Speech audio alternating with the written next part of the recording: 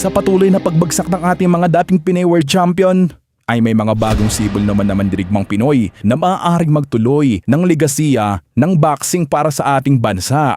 Isa dito ay ang tubong General Santos na si Roderick Bautista. Marahil ang iba sa inyo ay ngayon lamang narinig ang pangalan na ito. Kaya naman, ito na ang tamang pagkakataon upang makilala ninyo ang batang ito. Bautista with the left jab, but he's got to keep Bautista going left, and then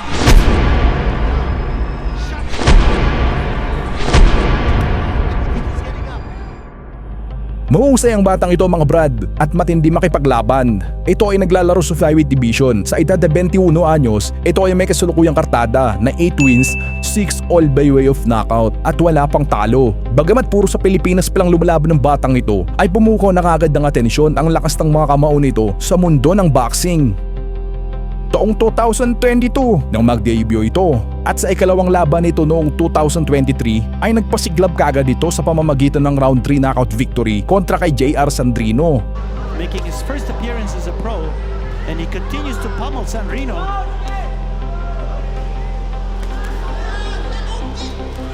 Ang sipag nitong Bautista. Kita mo, hindi umaatras. Oh, nice shot. Right hand, again connected by Bautista. And then, watch the way he darts getting out. A body shot. Brings down Sandrino. He just can't take the punishment. I don't think he's getting up. Punishment na dinulot dito. And that's it. Round number 3, it's over. And I thought I saw a body shot there coming from... Noong taong ding yun, ay muli itong nagtala ng impresibong knockout victory kontra sa undefeated Pinoy fighter na si Leboy Atencio sa pamamagitan ng round 2 knockout. Subalit, hindi naging madali ang laban na ito para kay Bautista nang ito ay magtamo ng punit sa kaliwang noo nito gawa ng accidental headbutt.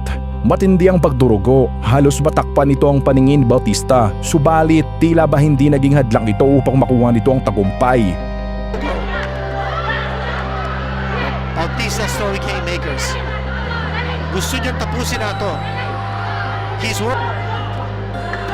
Atencio is now fighting back. At least from the cut of Bautista. Control the bleeding from that cut of Bautista. There's blood all over the left side of the face of Bautista. But Bautista is just throwing everything he's got right now. Gusto niyang tapusin na ito. Mas matapang ito si Bautista pagka umaagos ang dugo. And the crowd is clearing the side of Bautista. Bautista's just plodding on, looking to score that one big punch to end it. Nandun yung left jab coming from Atencio. Another left jab from Atencio. Atencio.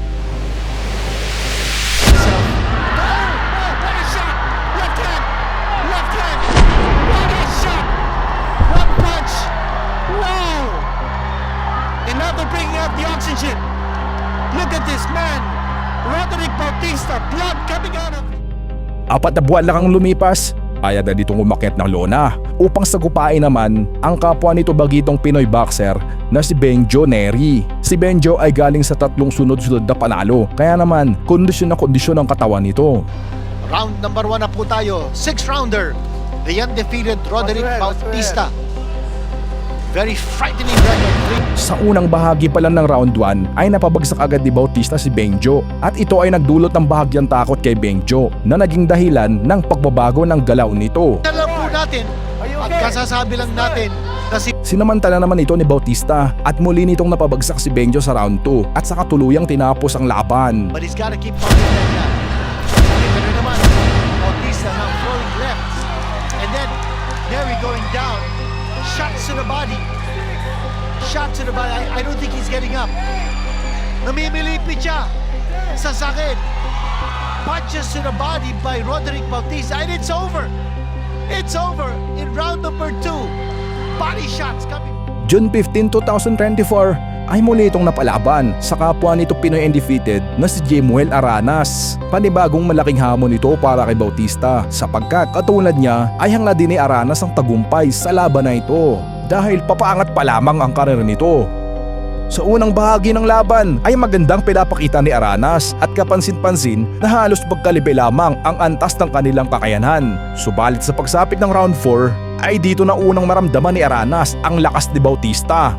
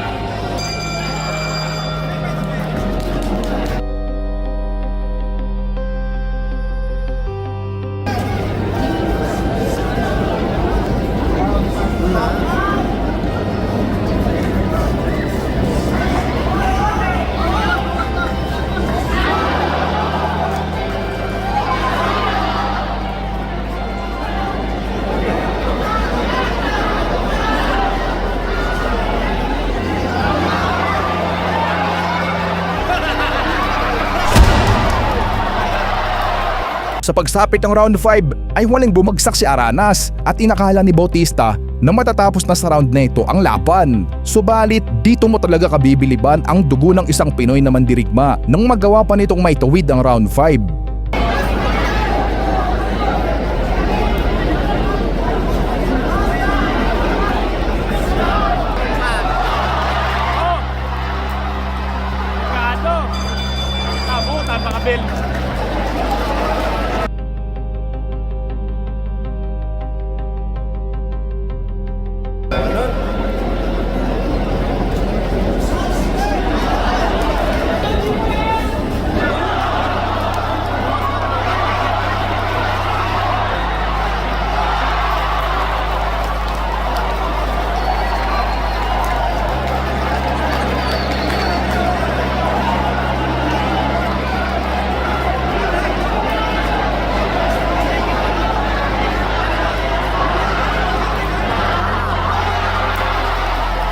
Subalit sa pagsapit ng round 6 ay muling nababagsak ni Bautista si Aranas. Hindi lang isa kundi 2 beses pa. Bagamat nais pang lumaban ni Aranas ay hindi na kinaya ng katawan nito ang pinsala. Kaya naman tinanghal na panalo si Bautista. Maganda ang pinakita ni Aranas, nakipagsabayan ito ng buong tapang.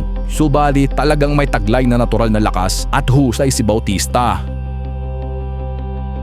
March 20, 2025 ay muling umakyat ng luna si Bautista kontra sa isa na namang undefeated Pinoy fighter na si Alexandre Del Rio para sa isang title fight, ang bakanteng WBC Asian Silver Flyweight title. Si Alexandre Del Rio ay mayroong malinis na record na 8 wins at 5 knockout, samantalang si Bautista naman ay umakyat na sa 7-0 ang kartada nito. Kaya naman isang magandang laban ito. Narito panoorin natin ang kanilang bakbakan.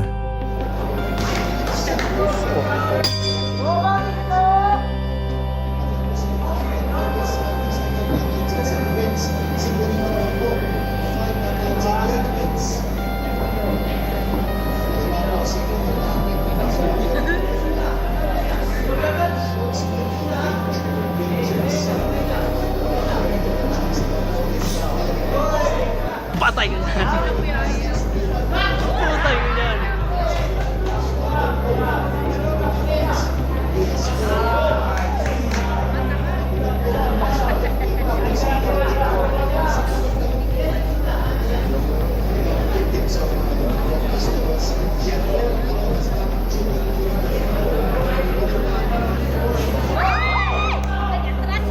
Hindi kasi hindi wala pagsumbag.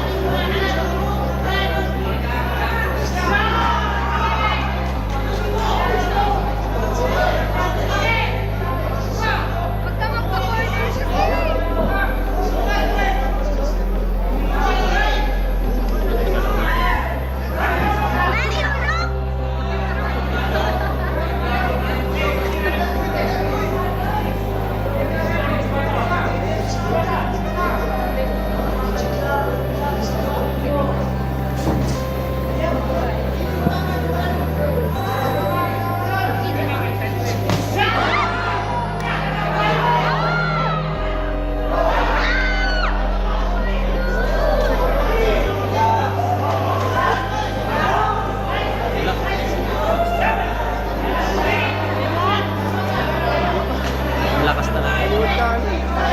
Sobrang lakas.